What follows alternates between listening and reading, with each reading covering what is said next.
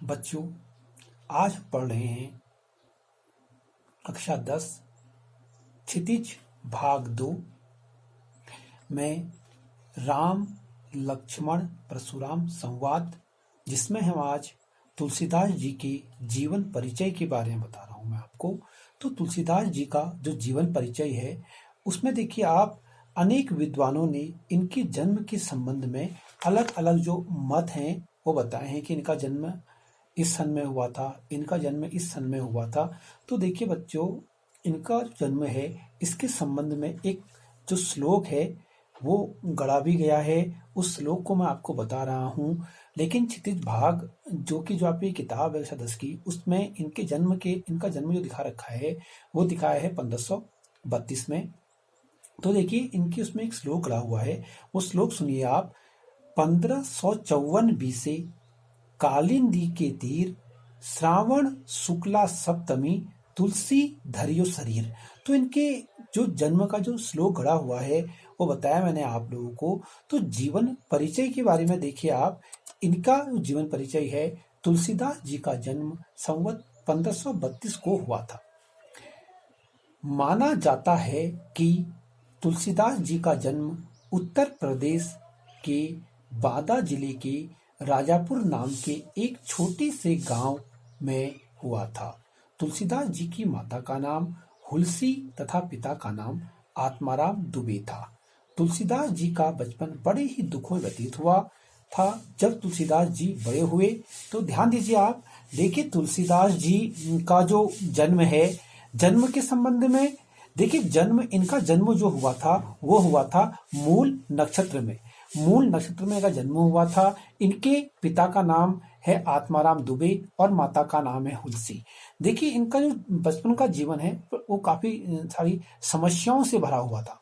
आगे देखिए, आप देखिए जब ये बड़े हो गए तो इनका विवाह जो हुआ, इनका विवाह पंडित दीनबंधु पाठक की पुत्री, इनका जो विवाह हुआ वो हुआ पंडित दीनबंधु पाठक की पुत्री रत्नावली के साथ हो गया। तुलसीदास जी अपनी पत्नी से बहुत ज्यादा प्रेम करते थे। तुलसीदास जी जो थे वो अपनी पत्नी से क्या करते थे, बहुत ज्यादा प्रेम किया करते थे। एक बार इनकी पत्नी ले आती है मायके और बाहर से बहुत ज्यादा हो रही होती है बारिश। तो तुलसीदास जी अपनी जो इनकी पत्नी है, जब वो मायके ले आती है और एक घर आते हैं तो उसके बाद मूसलाधार बारिश में ये अपनी पत्नी के वहां चले जाते हैं। तो इनकी पत्नी क्या देती है, अपमानित कर देती है। कहती है, देखो क्या कहती है, लाज न लागत आपको दौरे आयहु साथ, धिक धिक ऐसे प्रेम को कहाँ कहूं मैं नाथ, अस्ति चरमय देहमम तामे ऐसी प्रीत, ऐसे जो श्री राम होत न तो भवभीत। ऐसा तुलसीदास जी से उनकी पत्नी रत्नावली बोलती है। देखिए तुलसीदास जी का जब विवाह हो जाता है तो उसके बाद जब ये ऐसी बातें उनकी पत्नी उनसे बोलती है, अपमानित कर देती है, तुलसीदास जी उसके बाद ही क्या बनते हैं, उसके बाद ही वह रामचरितमानस जो उनकी रचनाएं हैं उन रचनाओं को करते हैं। और देखिए समाज में उसमें कई भ्रांतियां थी, उनको भी दूर करने का प्रयास गोस्वामी तुलसीदास जी करते हैं। तो तुलसीदास जी का जो निधन हुआ था, अर्थात वह उनकी मृत्यु जो हुई थी, तुलसीदास जी 1680 में पंच भौतिक तत्वों में विलीन हो गए थे। देखिए इसके संबंध में भी एक श्लोक वहां पकड़ा हुआ है, कहा हुआ है, संवत 1680 80 गंग के तीर, श्रावण शुक्ला सप्तमी, तुलसी तजियो शरीर, ऐसा कहा गया है। तो आप देखिए इनकी जो रचनाएं हैं, इनकी रचनाओं में तुलसीदास जी ने अनेक ग्रंथ और कृतियों की रचना की, जिनमें से रामचरितमानस, कवितावली, जानकी मंगल, विनय पत्रिका, गीतावली, हनुमान चालीसा, बरवे रामायण इनकी प्रमुख रचनाएं मानी जाती हैं। तुलसीदास जी ने अपने जीवन में समाज में फैली हुई कुरीतियों के खिलाफ भी आवाज उठाई थी। उन्होंने अपनी रचनाओं के द्वारा इन कुरीतियों को दूर करने का भरसक प्रयास भी किया। देखिए अगर इनकी हम कृतियों की बात करें तो कवि कुलगुरु तुलसीदास जी की 12 रचनाओं का उल्लेख हमको देखने को मिलता है। देखो इनकी दोहावली भी है, कवितावली भी इनकी रचना है। देखिए अगर हम तुलसीदास जी के बारे में देखें तो तुलसी की रचनाओं में भगवान राम के चरित्र को व्यापकता के साथ क्या किया गया है, चित्रित किया गया है। देखिए, इसमें संदेह नहीं कि भाव पक्ष और कला पक्ष दोनों दोनों ही दृष्टियों से तुलसी का काव्य अद्वितीय है। निश्चय ही तुलसी हिंदी साहित्य के अमर कवि हैं। देखो, इनकी जो शैली, भाषा शैली, देखो शैली कैसी है इनकी। तो शैली के बारे में देखिए, तुलसीदास जी ने तत्कालीन सभी काव्य शैलियों का प्रयोग किया, अपने काव्य में किया। इन्होंने रामचरितमानस में प्रबंध शैली, विनय पत्रिका में मुक्तक शैली और दोहावली में साखी शैली का प्रयोग किया। इसके अतिरिक्त और भी कई शैलियों का प्रयोग इनकी रचनाओं में देखने को मिलता है। तो देखिए, हम इस पाठ में क्लास 10 में जो हम पढ़ने वाले हैं, इनकी जो इनका रामचरितमानस है, उसके कुछ खंड, श्री रामचरितमानस के जो कुछ खंड दिए गए हैं बालकांड के, वो हम आपको इसमें पढ़ाएंगे। तो इसमें तुलसीदास जी ने देखो कैसी भाषा इन्होंने, देखो भगवान राम के बारे में लिखा हुआ है। भगवान राम और परशुराम जी और लक्ष्मण जी का जो संवाद जो हो रहा है वो वहां पर हो रहा है। देखो, परशुराम जी कौन थे? देखो, परशुराम जी के बारे में मैं बता रहा हूं आपको। परशुराम जी जो थे, जिस समय सहस्त्रार्जुन क्षत्रिय था, तो सहस्त्रार्जुन ने इस पृथ्वी पर पूरा क्या कर दिया था? गुरुकुल परंपरा को नष्ट करने का भरसक प्रयास किया।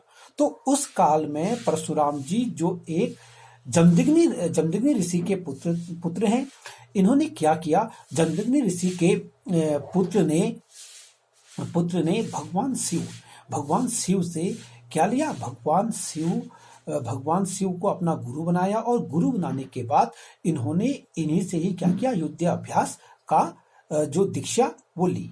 और उस दीक्षा को लेने के बाद जब ये अपने परशु और पिनाकी नाम के धनुष को लेकर इस धरती पर आए, तो इन्होंने सहस्त्रार्जुन का फिर वध कर दिया। और वध करने के बाद जब इन्होंने कई बार क्षत्रियों का विनाश कर दिया, तो क्षत्रियों का विनाश करने के बाद परशुराम जी जो हैं अपने धनुष को देने के लिए जाते हैं शिव जी के पास। लेकिन भगवान शिव उस धनुष को नहीं लेते हैं और कहते हैं कि मेरे दो भक्त इस धरती पर हैं, आप उन दोनों में से जिसको आप उचित माने उनको आप ही धनुष दे दे।